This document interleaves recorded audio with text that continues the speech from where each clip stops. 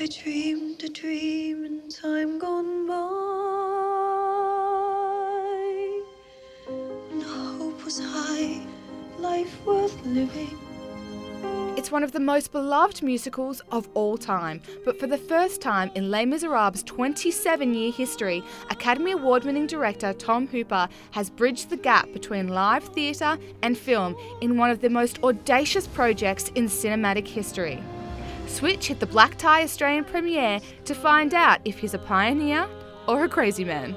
I think a little bit of both. I mean, I didn't set out, to revolutionise the way musicals are done. It just happened naturally because I find that, lip syncing to playback a very kind of fake form of singing, and I couldn't bear the idea of spending, 3 months shooting where everyone had to copy what they did a long time ago. So to me, it was the natural choice to make it a lot more real. Because Les Misérables is such an emotional piece. I wanted to create the best connection between the actors and the emotions. It takes a little bit of the madman to be a visionary of a pioneer. I mean, I don't know any Oscar winner who 3 months later decides to take on a movie musical. I mean, it's pretty much... he didn't give himself any chance to rest on his laurels or anything, did he?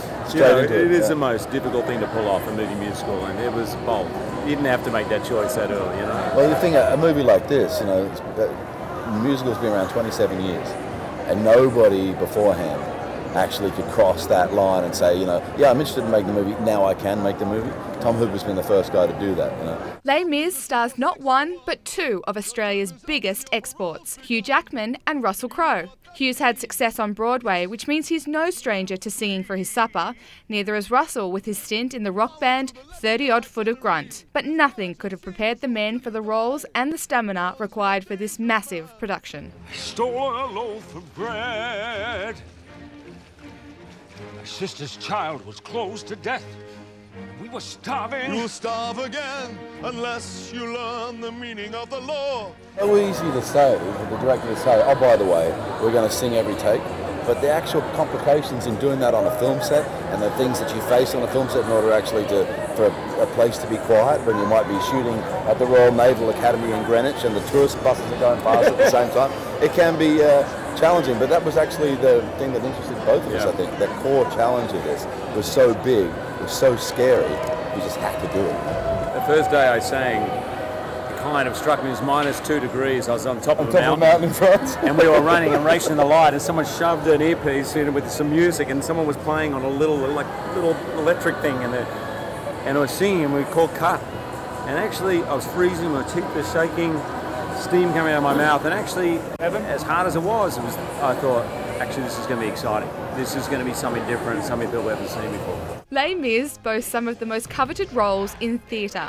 So why did director Tom Hooper choose to fill his cast with stars of the silver screen? Because it's about finding actors who can hold the close-up on film, and the fact of movie stars are movie stars for reasons because they have an extraordinary affinity with the camera, an extraordinary ability. I mean, Russell can sit doing very little. You put a camera on him, and it's immediately fascinating. And it's quite interesting because you can see people walking down the street and you wouldn't even notice this thing about them, but it's when the camera's on them, they hold the camera loves them. And I needed to find actors of that caliber who were able to sing at the level that I needed. I needed to find people who could act through song in the medium of the close-up, and there were very, very few actors in the world who could do what I needed to do. It was a very short list.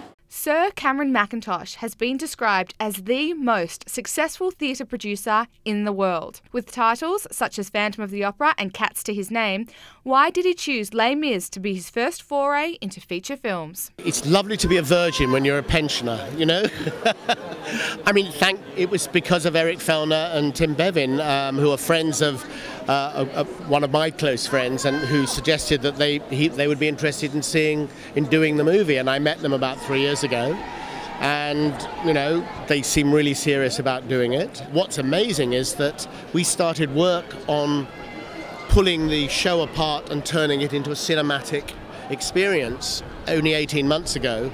We started filming in March. We didn't even record one note of the orchestra till October. And God knows how we did it, but we managed to start showing the film at the end of November. For a film of this scale, it's pretty remarkable. Cheers! Earmarked for at least 4 Oscars in 2013, including gongs for Hugh Jackman and Anne Hathaway, Les Misérables is sure to dominate the box office, the upcoming awards season, and has already changed the cinema landscape as well as the future of musical films forever. Les Misérables hits Australian cinemas on Boxing Day. And remember, like it, follow it. And Merry Christmas from all of us here at Switch.